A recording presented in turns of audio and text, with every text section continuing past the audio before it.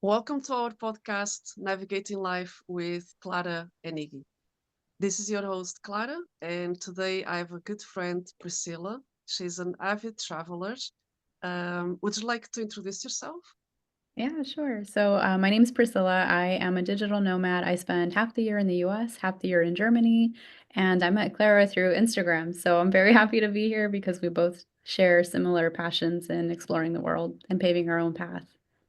So excited to have you here. And how do you travel?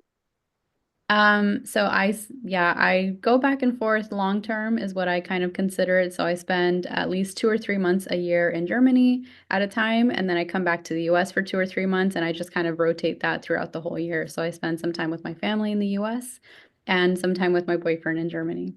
Wow, lots of pilots Yeah. are trying to. Yeah, trying. Yeah, it sounds very busy.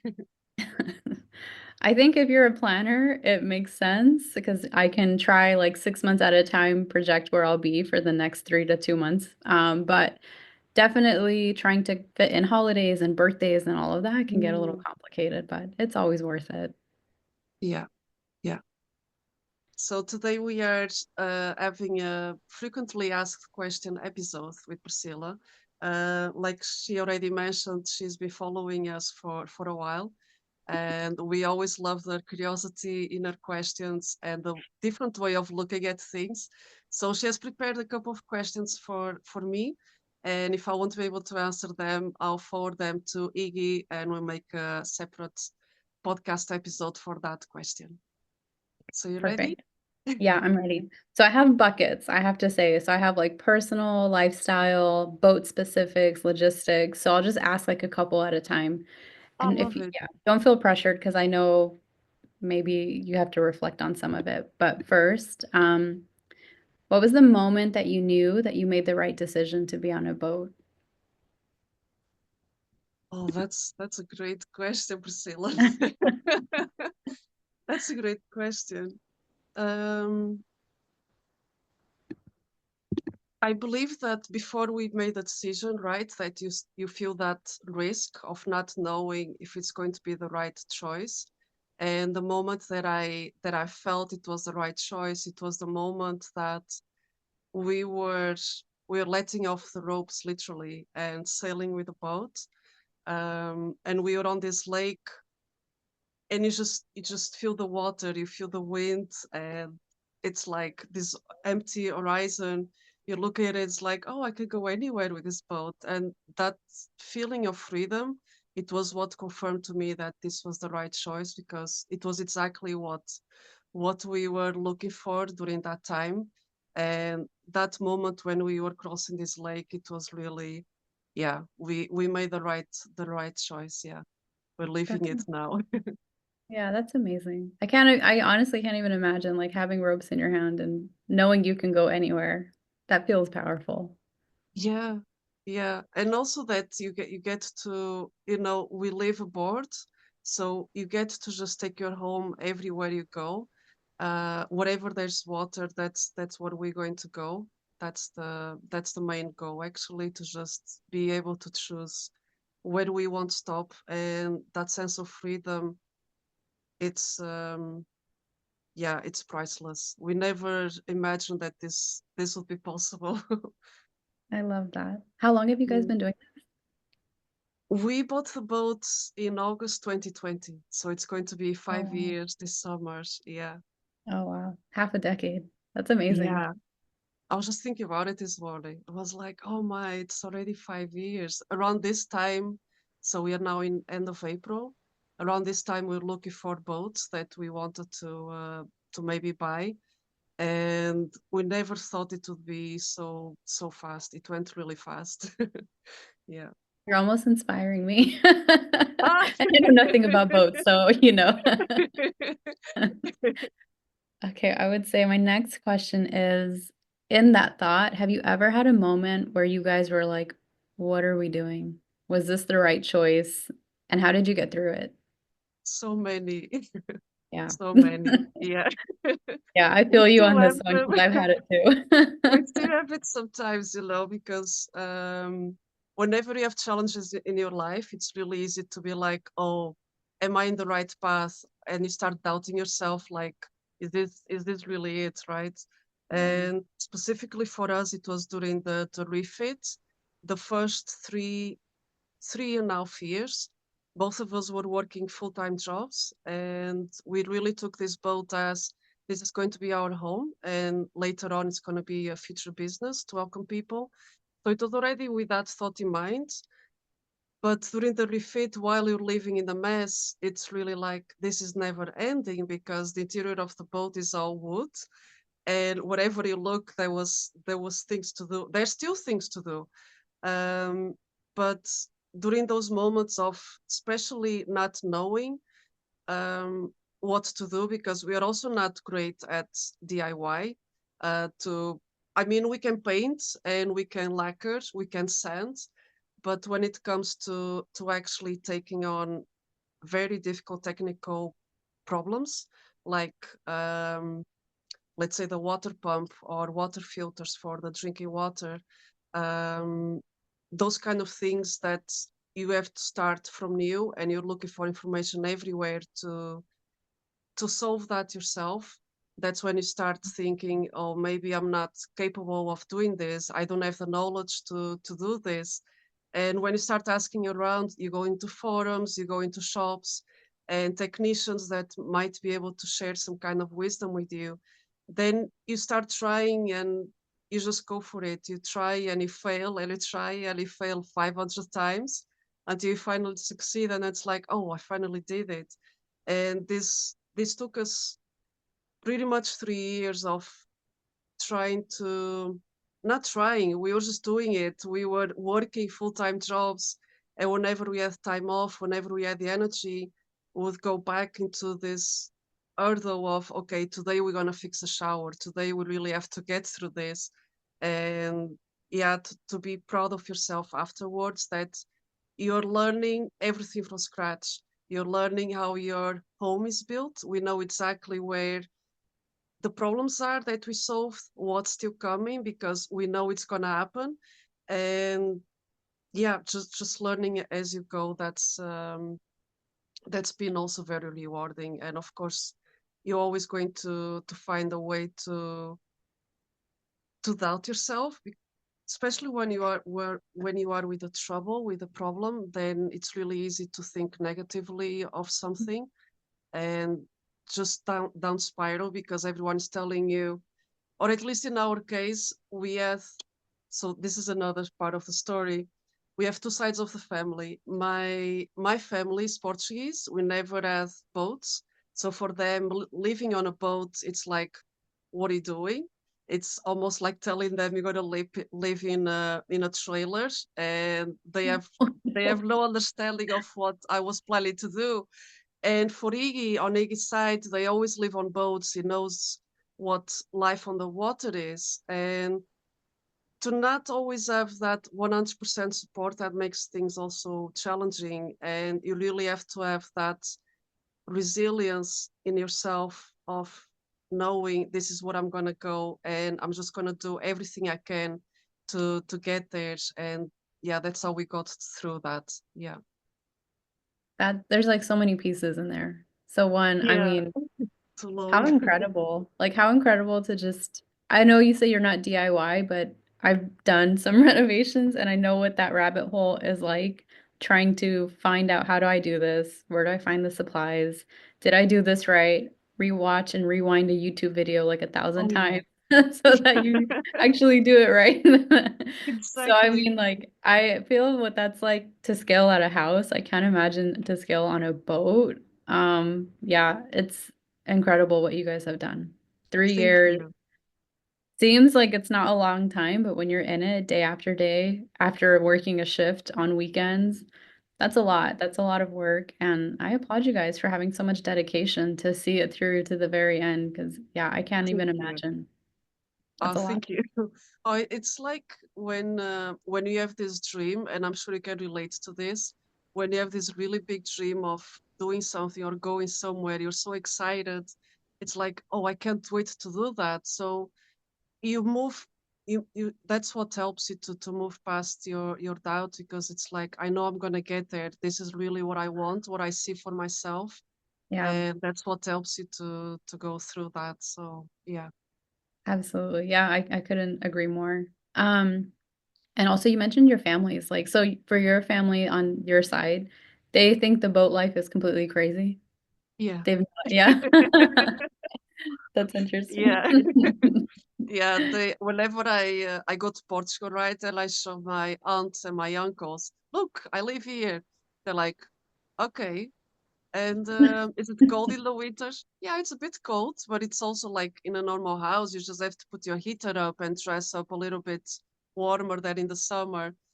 But they really don't understand it. And when I understood that for myself, that no matter how much I explain it to them, how much I tell them this is so exciting and I love it, I know that they won't understand it until they are open to experience it themselves. Yeah. And that's also what we are trying to do, is that people are open to the idea that you can also travel on a boat, and it's going to be just as cool as a bus or a train, but it's just a different way of traveling. And yeah, that's mostly traveling for me. It's just opening up your mind to new perspectives, and that's You what know, my it's interesting. family unfortunately never did. They Yeah. never traveled, so I understand the gap there. It's interesting though, because people go on those giant cruises, like the big cruise ships. So it's not much different. It's just like a very smaller ship and it's more private Right. and personal. Yeah. Yeah. Okay.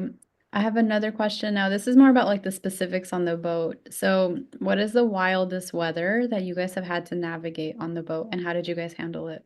And also, where was it? I'm just curious, like where in the world were you guys?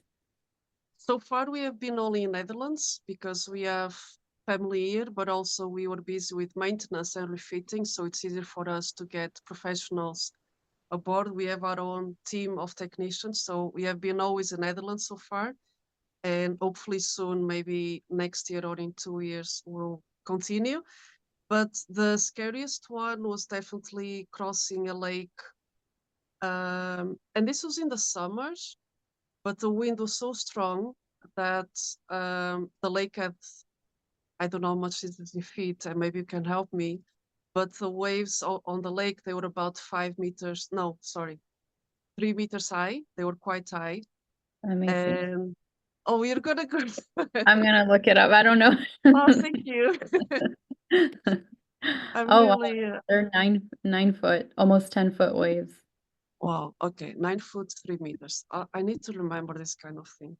Um, but when we got to do that crossing of the lake, it's an open lake. It's actually the same lake where we are now. But when you are going against the wind, then the waves were quite high, so the boat was moving a lot. And we have been in ships that move a lot, so we are used to that. We're not seasick or anything. But at some point, the filters of the oil, and I hope I explained this right, the filters of the oil in the engine room, they started, because of the movement, started getting a little bit of water as well. And when that happens, there's a danger that your engine is going to stop. And when Iggy thought the movement was too much for that to happen, like, no, we're going to stop. And we stopped, we turned around, and there was no damage to the engine, nothing Oh, wrong happened. I was scared that uh, I have plants aboard, really big plants. Oh wait, I'm gonna show you. I have this one big plant, oh wow. and I was so scared. I was like, "Oh, my plants, they're gonna tumble, and I'm gonna get ground everywhere." I have now only three. No, I have 4 plants, and that was my fear. I was really scared that the plants would tumble and everything would break. But no, everything was fine. It all stayed in place. All the cabinets, everything was closed, which was a good sign for us. It was a sign that we refurbished everything properly in a way that even if you get bad weather, nothing's going to come out of the cabinets. And yeah, during that day, we just turned around. Iggy checked the engine room, everything was fine. And instead of taking the route, which was about 8 hours sailing, which was crossing the lake straight, We just went around, and that took us almost 2 days longer to complete Oh, wow. the trip. Yeah, because you go Oh, much slower and you have to go all around. Sometimes you have to wait for bridges or go through a lock, and then you have to stop somewhere to spend the night as well. And the lake, it would be the easiest for us because it was summer and we really thought, oh, it's going to be okay. But not as soon, I think we sailed for about an hour into the lake.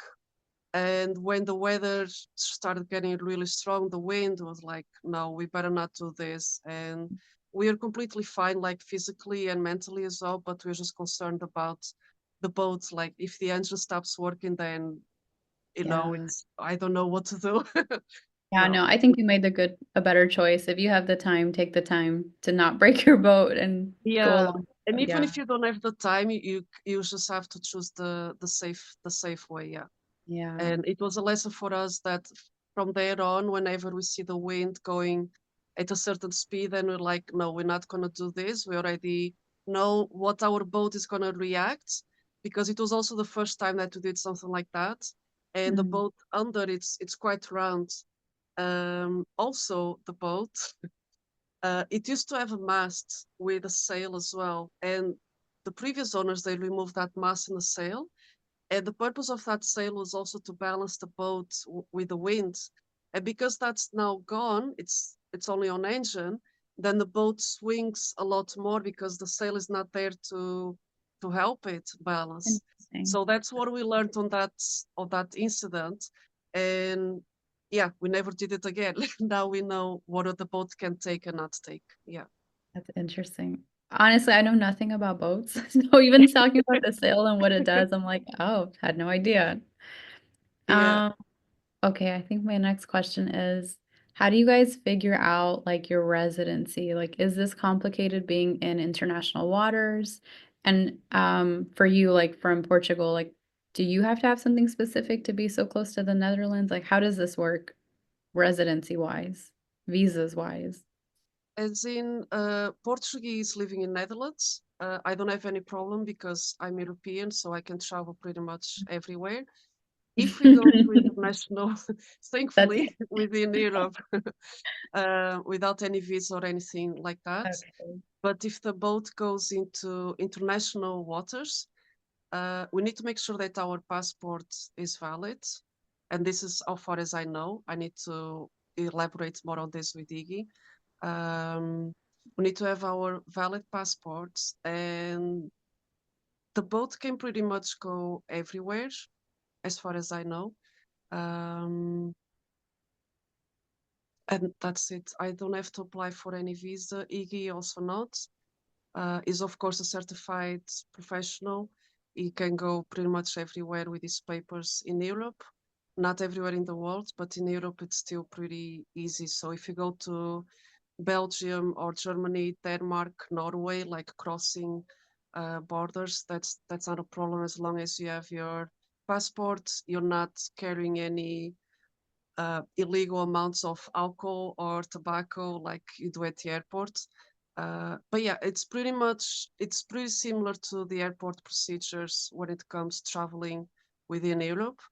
When it comes to crossing the ocean, that's something that I need to ask Iggy about because I have no idea. I didn't even think though, like, duh, about you being European so you can go everywhere. Okay, so that's easy. What about taxes? I know for me, I have to pay taxes where I work, and technically I don't have a visa in Germany that allows me to even work for a German company. So I, at this point, am paying zero German taxes because I don't work for German companies. How does that work for you guys if you have somebody on board en route to another country? Where do you pay the taxes back to that for the income you earned? That's a question I need to direct to Iggy. Okay. Yeah, no, I can't answer that one. Let's see. What else do I have?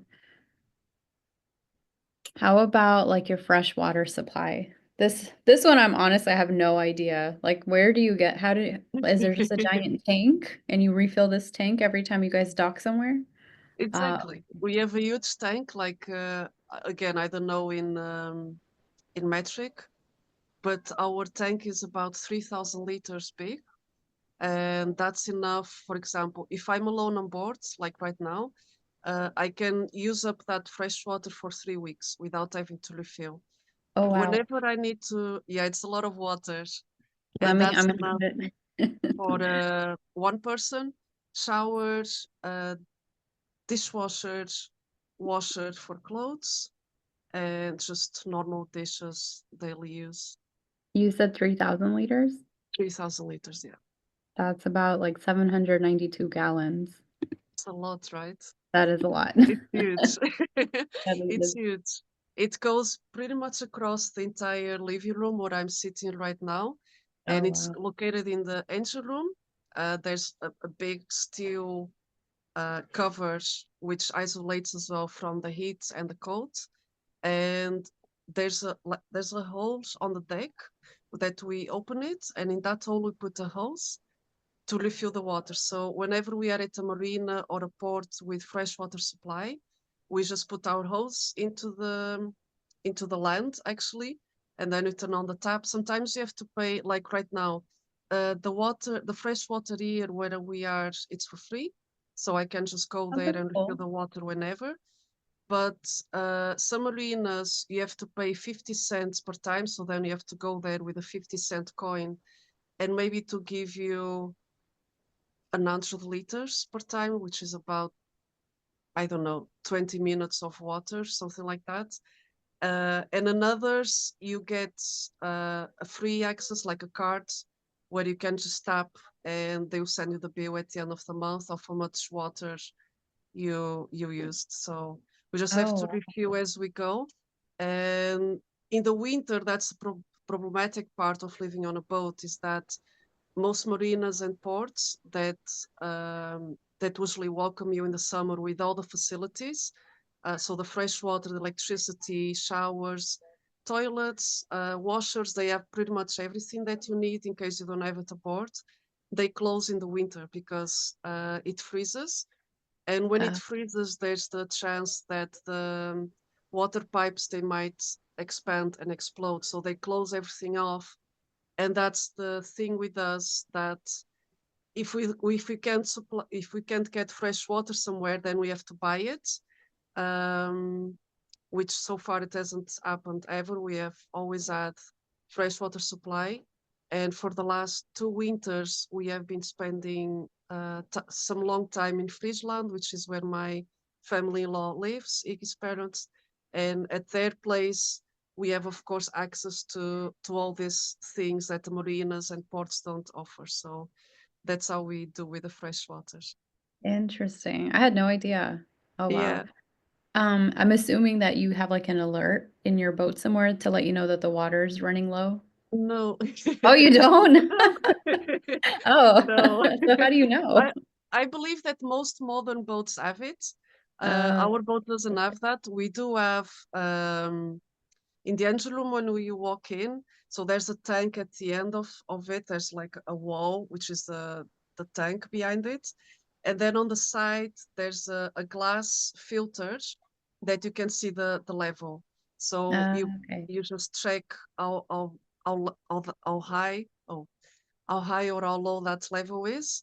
And at some point, you don't see that level anymore, the water. So then you know you're almost empty. And when I don't see that water anymore on the glass, then it's like, okay, I can refill right now. And if I can't refill it, I know that I still have enough water for about a week. So then I know when I don't see it, I still have 1,000 liters of water left, which is about a week or 10 days, depending on who's aboard. Of course, if there are more people aboard, let's say 4 people aboard, then we need to refill every week. So every week we need to have fresh water supply. We can't just go onto a lake and stay there for 2 weeks. We always need to come back to land and refill the water. But yeah, just check it how empty or full it is. Also, when filling up, you need to make sure that when it's almost full, that you don't overflow it, because that happened to me before as well, that I refilled too much and then there was water going everywhere on the outside of the tank. And Oh, then someone knocked on the no. boat like, you're full, your water is full. It's like, oh Oh, shoot. So no. yeah, it's something that we learned, and now of course after 5 years, then I know just by listening to the water being refilled in the tank, because it's a metal structure, I know where the water is more or less, and I know how many hours it takes me to refill almost empty tank or half a full tank. So yeah, it's something that you learn. Interesting. Yeah, I have 2 more questions because I know we're almost close to our time frame, but what do you guys do for your gray and your black water management? What does that look like? great. For the gray waters, it's not obligatory in Netherlands to have a filters system for it, like a tank or anything like that. So most boats, including ours, we can throw the water outside into the water. What we are careful with is the products that we use aboard. When it comes to cleaning products or your shampoo, conditioner, soap, everything that we use aboard is biodegradable. It's ecological. It's all environmental friendly. That you're not throwing harsh chemicals into the water, because we would feel really crap to do that. When it comes to the black water, there's a separate black water tank where both toilets they fill up that black water tank. And then there's the same system as the water. So instead of refilling with water, there's another hole for the black water tank where you put a hose, and then it just sucks it up like a vacuum cleaner in a way. So it's a big hose that you can put into that tank, and that's also a service that you get in marinas or ports, wherever you are with the boat, um, that you can just empty it out. And that has to be done every week or two. We like to do it every week because we don't want to risk that at some point we don't have access to that. So we do it as often as we can. In the winter, that's again the problem, that we don't have access to those pump stations. So when we are with my family-in-law, we use as little as possible the toilet aboard, because then we are pretty much accumulating for the time that the tank is full enough to empty it in one go at a marina or a port. And then we use, of course, the house of my parents-in-law for the black water. So that's more or less that. Interesting. I guess I would finish this off with what destination is still on your boat life bucket list? It's Norway for sure. I would love to go Mhm. to Lofoten. I've been there before on a tall ship, and I love the landscape, the harsh climate in the summer. It was so beautiful, like the raw nature of the mountains and the islands. It was really beautiful, and would love to go there with a boat. That's also the reason why we bought this boat. It's not just a boat that can go onto rivers. We know it's a boat we can trust to go across sea if the weather is favorable, of course, that we're not swinging everywhere. So yeah, that's definitely on the top of our bucket list. It sounds beautiful. Yeah, you'll love it there. It's so beautiful.